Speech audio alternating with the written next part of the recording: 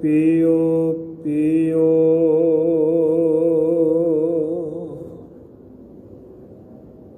चवर छत्र तख्त के मालिक गुरता गद्दी उपर सुभायमान दसां पातशाहियां दे आत्मिक स्वरूप जुगो जुग अटल गरीब नवाज गुरु जाहरा जहूर हाजरा हजूर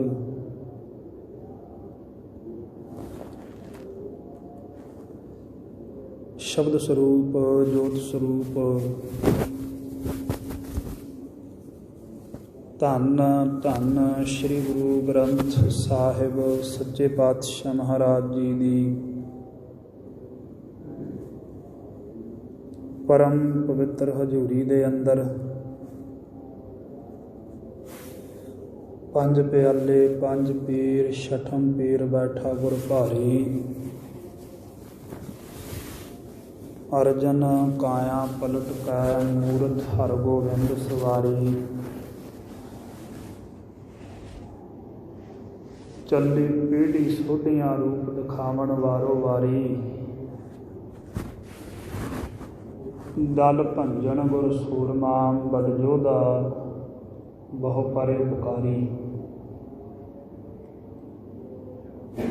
मेरी पीढ़ी के मालिक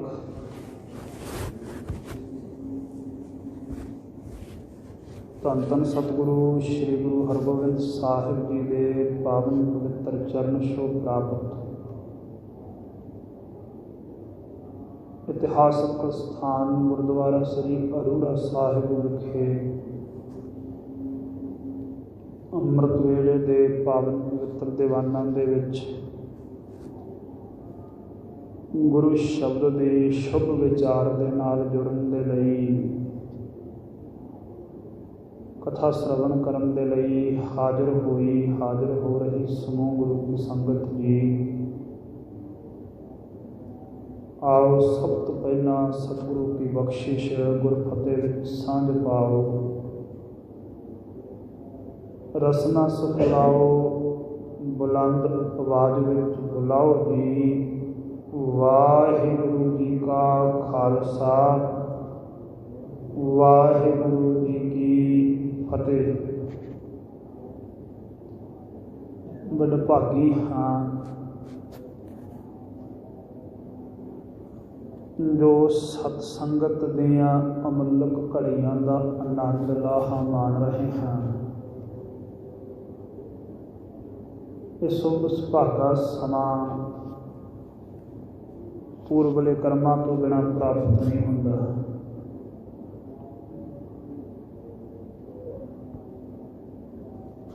क्योंकि सच्चे पातशाह ने जपजी साहिब दे विच उस वाहिगुरु दे बेअंत जस नूं श्रवण करन दा बड़ा वड्डा प्रताप दस्सिया है। गुरु दे उपदेश नूं श्रवण करन दा बहुत महान फल दस्सिया है। आपां पढ़दे हां सुणिया सिद्ध पीर सुरनाथ सुणिया धरत धवल आकाश सुणिया दीप लो पाताल सुणिया कोहे न सकै काल नानक भगता सदा विगास सुणिया दुख पाप का नाश।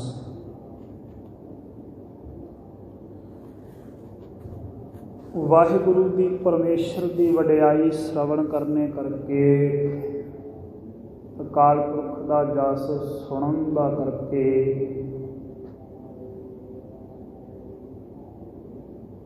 दुख ते पाप मिट जाते हैं।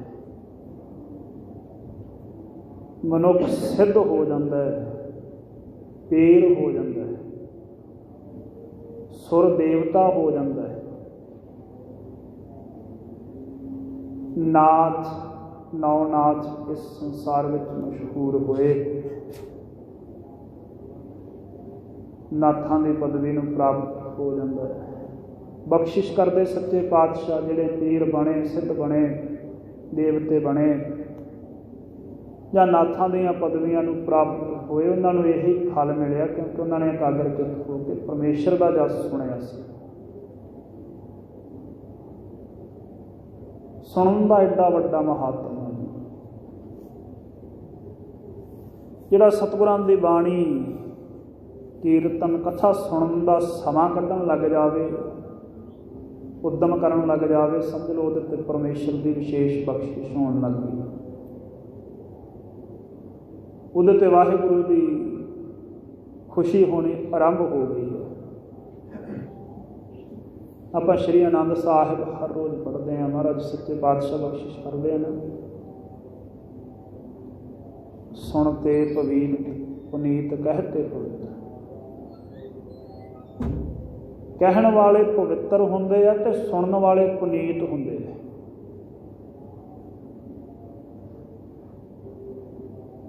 ਤਿੰਨ ਵਾਰ ਪਵਿੱਤਰ ਹੋਣ ਦਾ ਮਹਾਤਮ ਇੱਕ ਵਾਰ ਪੁਨੀਤ ਹੋ ਜਾਣਾ ਹੈ। ਜੇ ਕਹਿਣ ਵਾਲੇ ਨੇ ਸੁਣਨ ਵਾਲੇ ਦੇ ਬਰਾਬਰ ਪਦਵੀ ਪ੍ਰਾਪਤ ਕਰਨੀ ਹੋਵੇ, ਫਲ ਪ੍ਰਾਪਤ ਕਰਨਾ ਹੋਵੇ, ਕਹਿਣ ਵਾਲੇ ਨੂੰ 3 ਵਾਰੀ ਕਹਿਣਾ ਪੈਂਦਾ ਹੈ,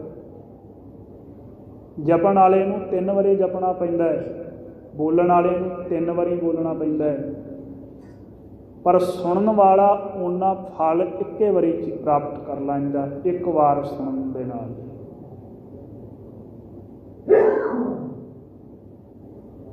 ਸੁਣਨ ਦਾ ਐਡਾ ਵੱਡਾ ਮਹਾਤਮ ਹੈ ਜੀ, ਪਰ ਸੁਣਿਆ ਜਾਂਦਾ ਨਹੀਂ। ਮਨ ਸੁਣਨ ਤੋਂ ਮੁਨਕਰ ਹੈ।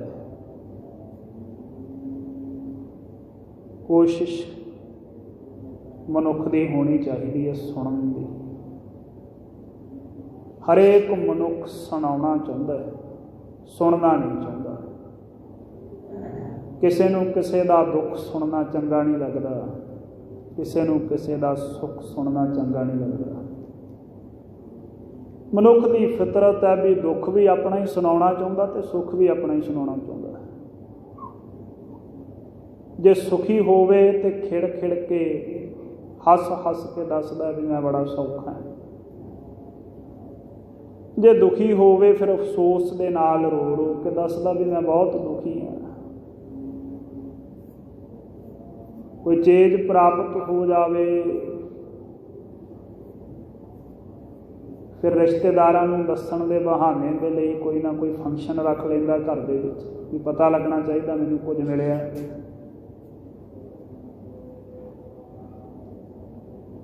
ਤੇ ਜੇ ਕੁਝ ਖੁੱਸ ਜਾਵੇ, ਚਲਿਆ ਜਾਵੇ, ਫਿਰ ਆਸ ਰੱਖਦਾ ਵੀ ਰਿਸ਼ਤੇਦਾਰ ਮੇਰੇ ਕੋਲੇ ਆ ਕੇ ਸੁਣਨ ਵੀ ਕੀ ਮੇਰੇ ਤੋਂ ਖੁੱਸ ਗਿਆ, ਚਲਿਆ ਗਿਆ, ਮੇਰੇ ਨਾਲ ਅਫਸੋਸ ਕਰਨ।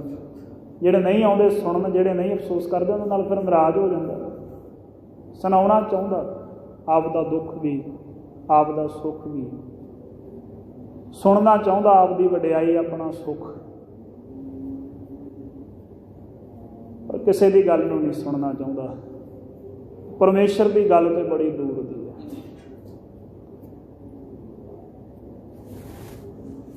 ਉਹ ਸੁਣਨ ਦੇ ਵਾਸਤੇ ਵਾਹਿਗੁਰੂ ਦੀ ਵਿਸ਼ੇਸ਼ ਹੀ ਖੁਸ਼ੀ ਹੋਣੀ ਚਾਹੀਦੀ ਹੈ। ਜਿੰਨੇ ਆਪਾਂ ਜੁੜੇ ਹਾਂ ਵਡਭਾਗੀ ਵੀ ਹਾਂ ਤੇ ਅਰਦਾਸ ਵੀ ਕਰਿਆ ਕਰੀਏ ਵੀ ਮਹਾਰਾਜ ਮਿਹਰ ਕਰੋ, ਇਹ ਨਿਯਮ ਬਣਿਆ ਰਵੇ, ਤੇਰੀ ਬਾਣੀ ਦਾ ਜਾਪ, ਕਥਾ ਤੇ ਕੀਰਤਨ ਸ਼ਰਵਣ ਕਰਨ ਨੂੰ ਪ੍ਰਾਪਤ ਹੁੰਦਾ ਰਹੇ।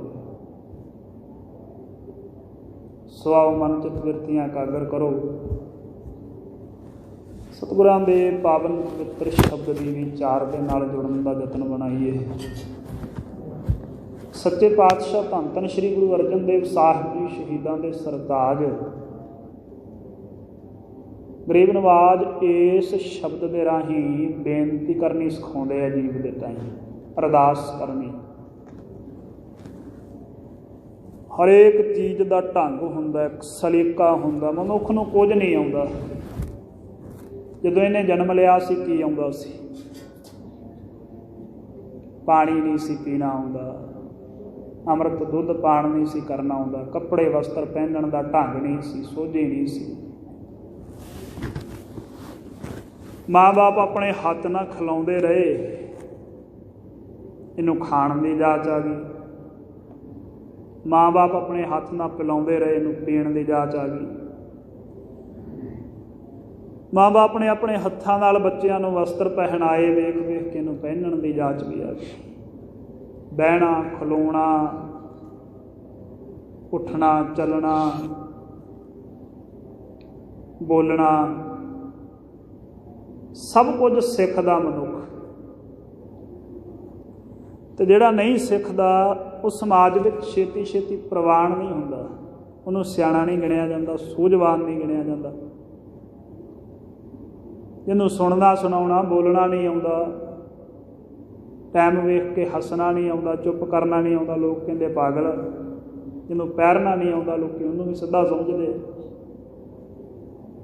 ਢੰਗ ਨਾਲ ਖਾਣਾ ਨਹੀਂ ਆਉਂਦਾ, ਉਹਨੂੰ ਵੀ ਸਮਝਦਾਰ ਨਹੀਂ ਗਿਣਿਆ ਜਾਂਦਾ। ਸਿੱਧੀ ਸਿੱਧੀ ਗੱਲ ਇਹ ਆ ਵੀ ਬਿਨਾਂ ਸਿੱਖੇ ਮਨੁੱਖ ਇਸ ਸੰਸਾਰ ਵਿੱਚ ਪ੍ਰਵਾਨ ਨਹੀਂ ਹੈ।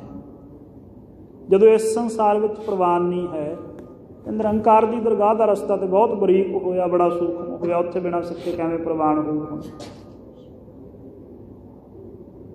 ਉਸ ਰਸਤੇ ਤੇ ਚੱਲਣ ਦੇ ਲਈ ਵੀ ਸਿੱਖਣਾ ਪੈਣਾ, ਸੂਝੀ ਚਾਹੀਦੀ ਹੈ। ਇਸੇ ਲਈ ਗਰੀਬ ਨਵਾਜ ਸੱਚੇ ਪਾਤਸ਼ਾਹ ਨੇ ਆਪਣੇ ਅਨੁਯਾਈਆਂ ਦਾ ਨਾਮ ਹੀ ਸਿੱਖ ਰੱਖਿਆ। ਗੁਰੂ ਨਾਨਕ ਸਾਹਿਬ ਨੇ ਆਪਣੇ ਭਗਤਾਂ ਦਾ, ਆਪਣੇ ਚੇਲਿਆਂ ਦਾ ਨਾਮ ਰੱਖਿਆ ਸਿੱਖ। ਸਾਨੂੰ ਸਿੱਖਾਂ ਦੀ ਪਦਵੀ ਦਿੱਤੀ, ਸਿੱਖਣ ਵਾਲੇ। ਆਪਣੇ ਮਤ ਦਾ ਨਾਮ ਵੀ ਸਿੱਖ ਰੱਖਿਆ,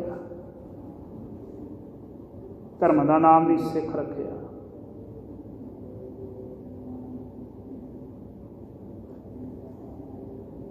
ਸਿੱਖਿਆ ਬਹੁਤ ਜ਼ਰੂਰੀ ਹੈ। ਸੋ ਗਰੀਬ ਨਵਾਜ ਅਰਦਾਸ ਕਰਨ ਦੀ ਸਿੱਖਿਆ ਦਿੰਦੇ ਆ। ਅਰਦਾਸ ਦੇ ਵਿੱਚ ਬਹੁਤ ਬਲ ਹੈ, ਬੜਾ ਤਾਣ ਹੈ, ਪਰ ਜੇ ਸਲੀਕੇ ਨਾਲ ਹੋਵੇ, ਅਰਦਾਸ ਕਰਦਿਆਂ ਮਨੁੱਖ ਦਾ ਸਰੀਰ ਵੀ ਸਾਵਧਾਨ ਹੋਵੇ ਤੇ ਮਨ ਵੀ ਸਾਵਧਾਨ ਹੋਵੇ। ਅੰਦਰੋਂ ਭਿੱਜ ਕੇ ਅਰਦਾਸ ਕਰੇ, ਤਰਲਾ ਕਰੇ, ਬੇਨਤੀ ਕਰੇ। ਭਾਈ ਸਾਹਿਬ ਭਾਈ ਗੁਰਦਾਸ ਸਾਹਿਬ ਜੀ ਨੇ ਆਪਣੇ ਕਵਿਤਾਂ ਦੇ ਵਿੱਚ ਇੱਕ ਕਵਿਤ ਦੇ ਰਾਹੀਂ ਐਸੀ ਅਰਦਾਸ ਬੇਨਤੀ ਦੇ ਕੁਝ ਬੋਲ ਲਿਖੇ, ਜੇ ਮਨੁੱਖ ਉਹਨਾਂ ਨੂੰ ਸੁਣ ਕੇ ਉਹ ਬੋਲ ਭਾਵਾਂ ਨੂੰ ਸਮਝ ਕੇ ਜੀਵਨ ਵਿੱਚ ਕਮਾਵੇ ਤੇ ਮਨੁੱਖ ਦੀ ਅਰਦਾਸ ਪਰਮੇਸ਼ਰ ਦੇ ਚਰਨਾਂ ਵਿੱਚ ਮਕਬੂਲ ਹੁੰਦੀ ਹੈ। ਬੜੇ ਵੈਰਾਗ ਦੇ ਬੋਲ ਹੈ ਜੀ। ਭਗਤ ਬਛਲ ਸੁਣ ਹੋਤ ਹਾਉ ਨਿਰਾਸ ਹਿਰਦੈ, ਪਤਤ ਪਾਵਨ ਸੁਣ ਆਸਾ ਉਰ ਧਾਰਹੁ। ਹੇ ਮਾਲਕ ਜੀ, ਹੇ ਪ੍ਰਭੂ ਪਰਮੇਸ਼ਰ ਵਾਹਿਗੁਰੂ, ਜਦੋਂ ਮੈਂ ਸੁਣਦਾ ਕਿ ਤੂੰ ਆਪਣੇ ਭਗਤਾਂ ਨੂੰ ਪਾਰ ਉਤਾਰਦਾ, ਉਹਨਾਂ 'ਤੇ ਮਿਹਰ ਕਰਦਾ, ਬਖਸ਼ਿਸ਼ ਕਰਦਾ, ਮੈਂ ਆਪਣੇ ਹਿਰਦੇ ਵਿੱਚ ਉਦਾਸ ਹੋ ਜਾਂਦਾ, ਕਿਉਂਕਿ ਮੈਂ ਤੇਰਾ ਭਗਤ ਹੀ ਨਹੀਂ ਹਾਂ। ਮੈਂ ਭਗਤੀ ਨਹੀਂ ਕਮਾਈ। 9 ਪ੍ਰਕਾਰ ਦੀ ਭਗਤੀ ਹੈ।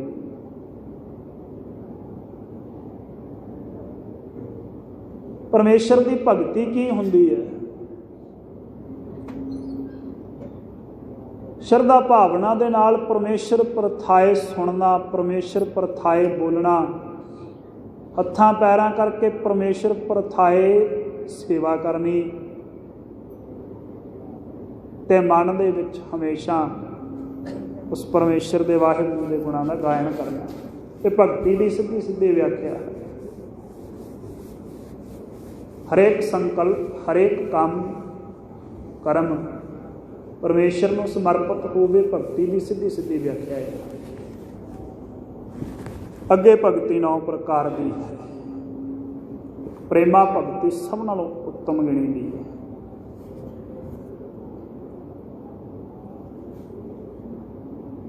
ਸੋ ਭਾਈ ਗੁਰਦਾਸ ਸਾਹਿਬ ਜੀ ਕਹਿੰਦੇ, ਹੈ ਮਾਲਕ ਜੀ, ਮੈਂ ਤੁਹਾਡਾ ਭਗਤ ਤੇ ਹੈ ਨਹੀਂ, ਪਰ ਸੁਣਦਾ ਤੁਸੀਂ ਭਗਤਾਂ ਨੂੰ ਤਾਰਦੇ ਹੋ, ਇਸ ਲਈ ਮੈਂ ਆਪਣੇ ਹਿਰਦੇ ਦੇ ਵਿੱਚ ਨਿਰਾਸ਼ ਹੋ ਜਾਂਦਾ। ਮੈਂ ਭਗਤ ਨਹੀਂ ਹਾਂ, ਪਰ ਜਦੋਂ ਮੈਂ ਸੁਣਦਾ ਤੁਸੀਂ ਪਾਪੀਆਂ ਨੂੰ ਵੀ ਪਵਿੱਤਰ ਕਰ ਦਿੰਦੇ ਆ, ਮੇਰੇ ਹਿਰਦੇ ਵਿੱਚ ਹੌਸਲਾ ਹੋ ਜਾਂਦਾ, ਕਿਉਂਕਿ ਪਾਪੀ ਤੇ ਮੈਂ ਜ਼ਰੂਰ ਹਾਂ। ਹੁਣ ਇਸ ਦੌਰ ਦੇ ਵਿੱਚ ਜਿਹੜੇ ਅੱਜ ਦੇ ਸਮਾਜ ਦੇ ਵਿੱਚ ਸਾਡੇ ਦੇ ਵਿੱਚ ਸਫਲ ਪੁਰਸ਼ ਬਣਨ ਦੀ ਦੌੜ ਲੱਗੇ ਆ, ਸਾਰਿਆਂ ਨੂੰ ਪਦਾਰਥ ਚਾਹੀਦੇ ਆ, ਸੋਹਣੀਆਂ ਉੱਚੀਆਂ ਕੋਠੀਆਂ, ਵੱਡੀਆਂ ਗੱਡੀਆਂ, ਮਹਿੰਗੇ ਮਹਿੰਗੇ ਬ੍ਰਾਂਡਡ ਵਸਤਰ ਚਾਹੀਦੇ ਹੈ, ਬਹੁਤ ਨਾਮੀ ਕੰਪਨੀਆਂ ਦੀਆਂ ਬਣੀਆਂ ਚੀਜ਼ਾਂ ਵਰਤਦੇ ਆ ਲੋਕ।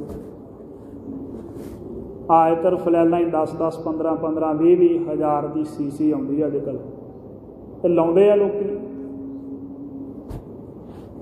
ਆਪਣੀ ਹਉਮੈ ਦਿਖਾਉਣ ਦੇ ਲਈ, ਆਪਣੇ ਪੈਸੇ ਦਾ ਅਹੰਕਾਰ ਪ੍ਰਗਟ ਕਰਨ ਦੇ ਲਈ।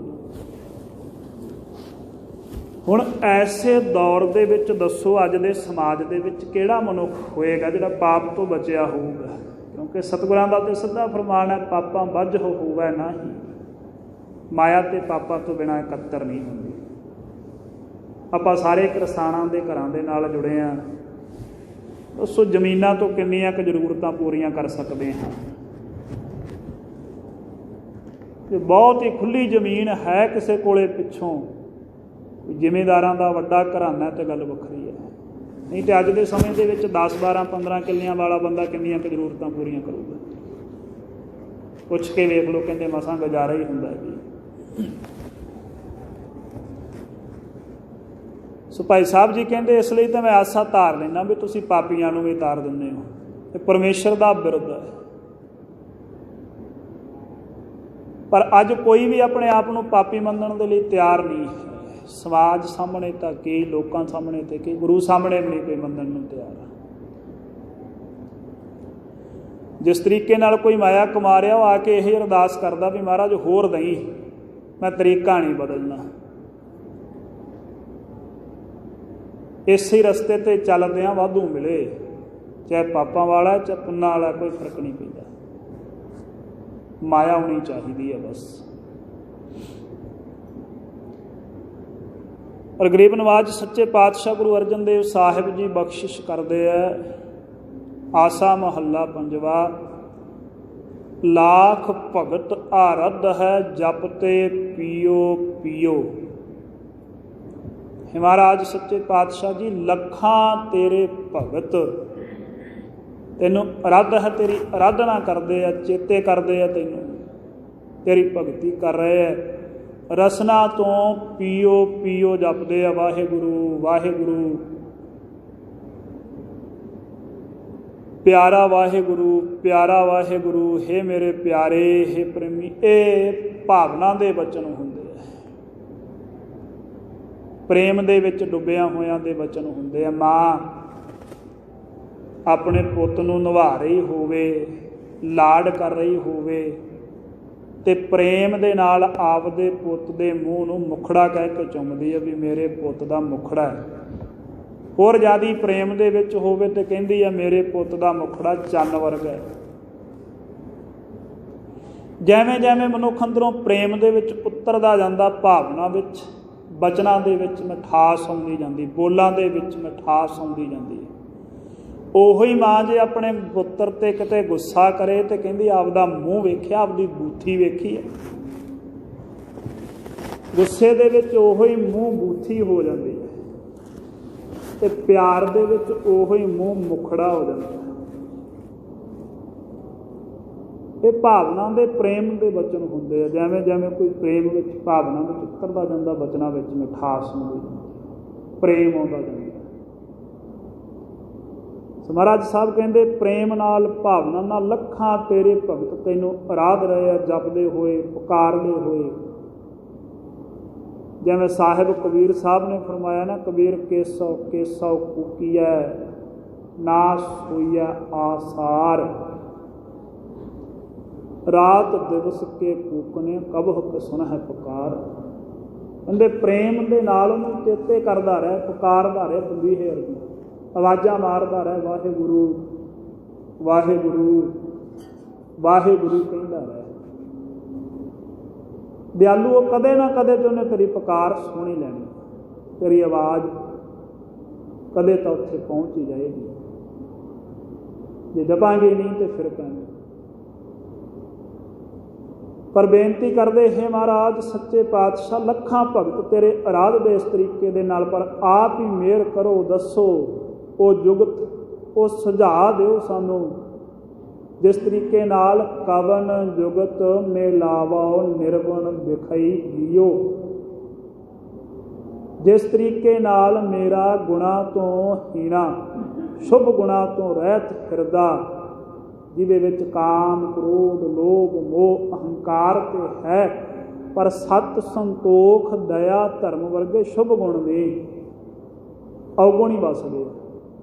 ਉਹ ਮੇਰਾ ਹਿਰਦਾ ਕਿਸ ਤਰੀਕੇ ਦੇ ਨਾਲ ਵਿਸ਼ੇ ਵਿਕਾਰਾਂ ਦਾ ਸ਼ਿਕਾਰ ਹੋਇਆ ਆਪ ਜੀ ਦੇ ਨਾਲ ਮਿਲ ਸਕਦਾ ਹੈ।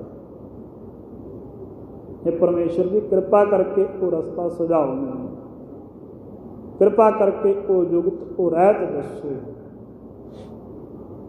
ਕਿਉਂਕਿ हे ਮਾਲਕ ਜੀ ਤੇਰੀ ਟੇਕ ਗੋਬਿੰਦ ਗੋਪਾਲ ਦਇਆਲ ਪ੍ਰਭ। हे परमेश्वर असी तेरे ही आसरे हाँ। गोबिंद बाणी करके जानन योग, ना जानन योग, गोपाल पृथ्वी दे पालक, दयाल सारे जीवां दे उपर दया धारन वाले दयालु मालक जी, रब मालक परमेश्वर जी, तू सबना के नाथ तेरी सृष्ट सब, तू सारियां दा नाथ मालक है ते सारी सृष्टि तेरी है। तेरे तो बिना होर किहदे आसरे है।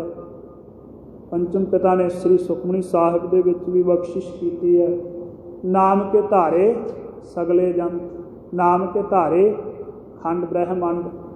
महाराज सच्चे पातशाह कहते जिन्नी सृष्टि तुहानू नज़र आउंदी है सारे परमेश्वर की, तो परमेश्वर के नाम के आसरे खलोती है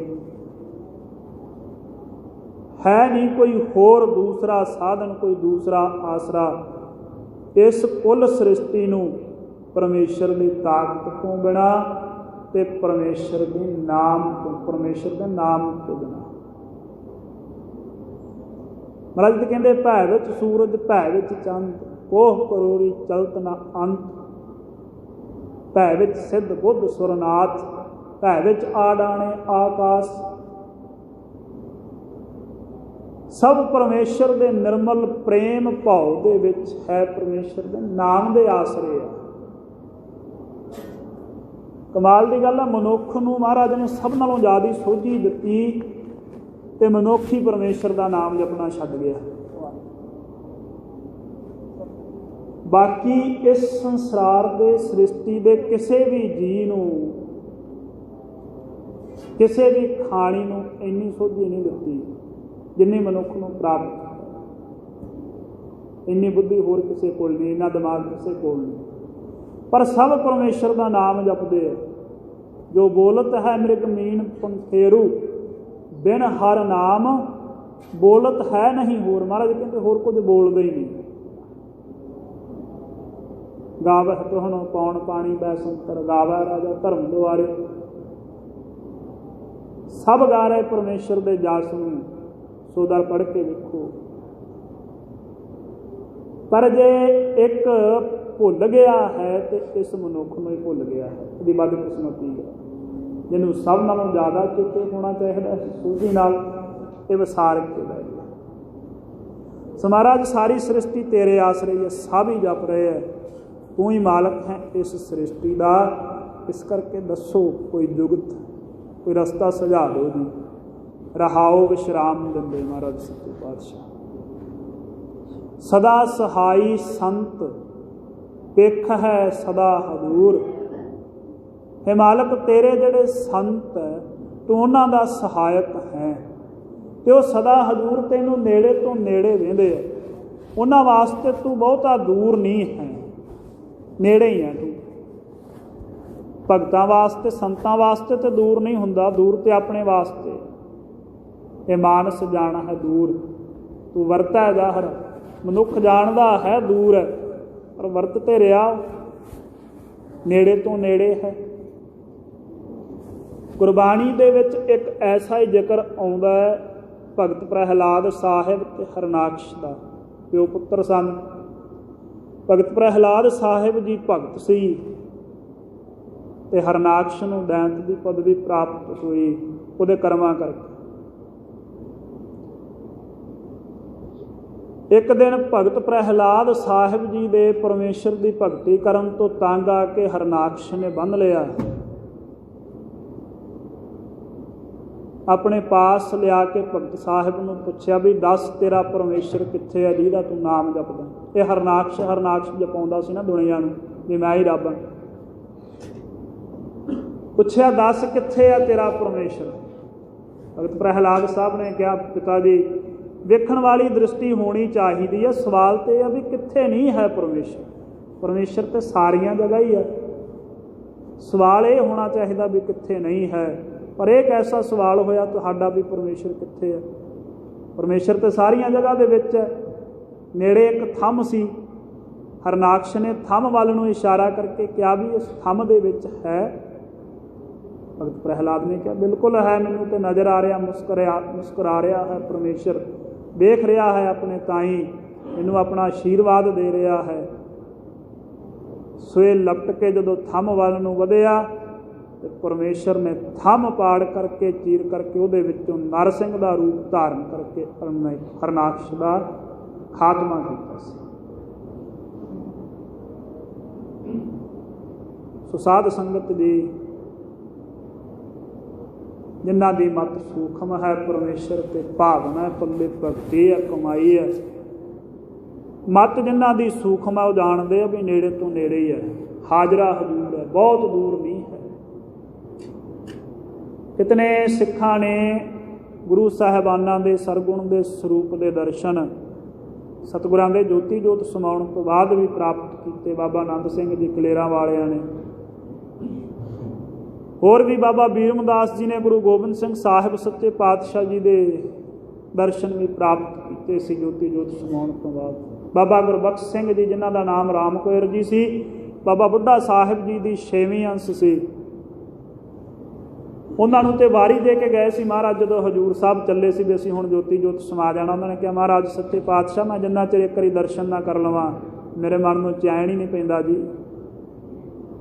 ਪ੍ਰੇਮ ਸੀ ਮਹਾਰਾਜ ਸਾਹਿਬ ਨੇ ਕਿਹਾ ਅਸੀਂ ਚਾਹੇ ਸਰੀਰ ਕਰਕੇ ਵੀ ਚਲੇ ਜਾਵਾਂਗੇ, ਪਰ ਜਦੋਂ ਤੂੰ ਸ਼ਿਕਾਰ ਚੜ੍ਹਨ ਵਾਸਤੇ ਖੇਡਣ ਵਾਸਤੇ ਚੜ੍ਹਿਆ ਕਰੇਗਾ ਨਾ ਸਾਡੇ ਪ੍ਰਤੱਖ ਦਰਸ਼ਨ ਹੋਇਆ ਕਰਨਗੇ।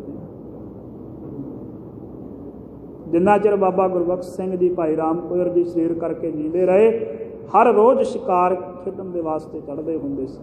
ਭਾਵ ਗੁਰੂ ਦਸਵੇਂ ਪਾਤਸ਼ਾਹ ਮਹਾਰਾਜ ਦੇ ਦਰਸ਼ਨ ਕਰਦੇ ਹੁੰਦੇ ਸੀ। ਸੋ ਜਿਨ੍ਹਾਂ ਦੇ ਪੱਲੇ ਹੈ ਕੁਝ ਕਮਾਈ, ਉਹਨਾਂ ਨੂੰ ਪਤਾ ਹੈ, ਉਹਨਾਂ ਨੂੰ ਅਨੁਭਵ ਹੈ ਵੀ ਨੇੜੇ ਤੋਂ ਨੇੜੇ ਹੀ ਹੈ, ਪਰਮੇਸ਼ਰ ਦੂਰ ਨਹੀਂ ਹੈ।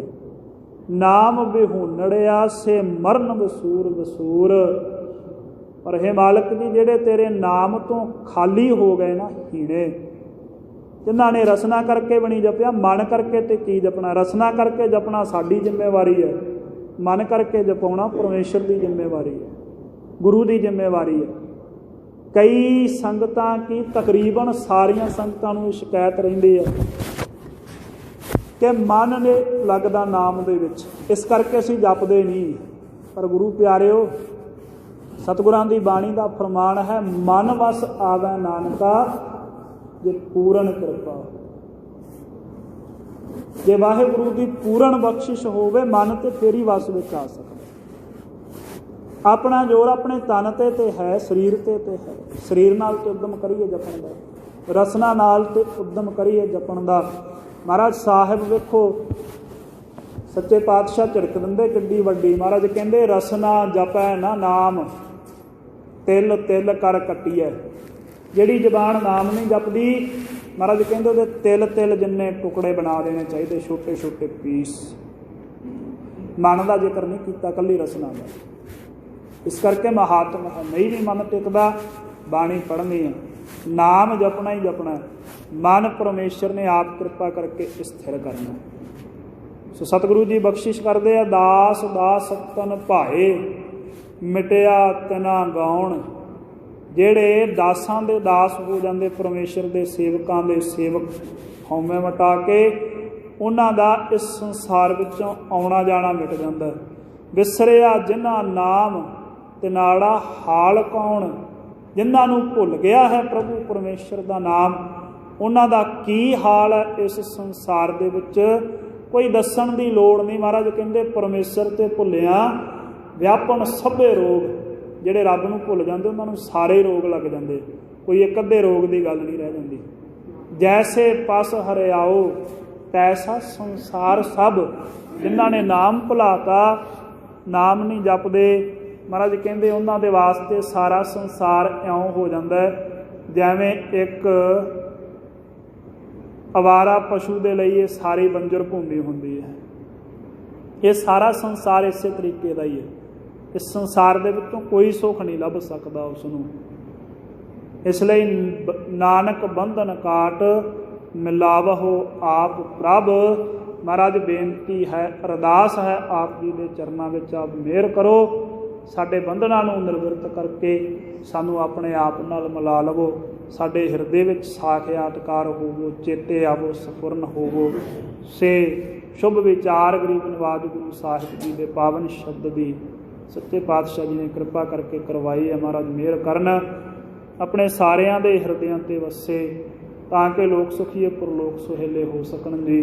ਹੋਈਆਂ ਭੁੱਲਾਂ ਦੀ ਖਿਮਾ ਬਖਸ਼ਣੀ, ਅੱਗੇ ਤੋਂ ਸ੍ਰੇਸ਼ਟ ਮਤ ਬਖਸ਼ਿਸ਼ ਕਰਕੇ ਨਿਹਾਲ। ਪੀਓ ਪੀਓ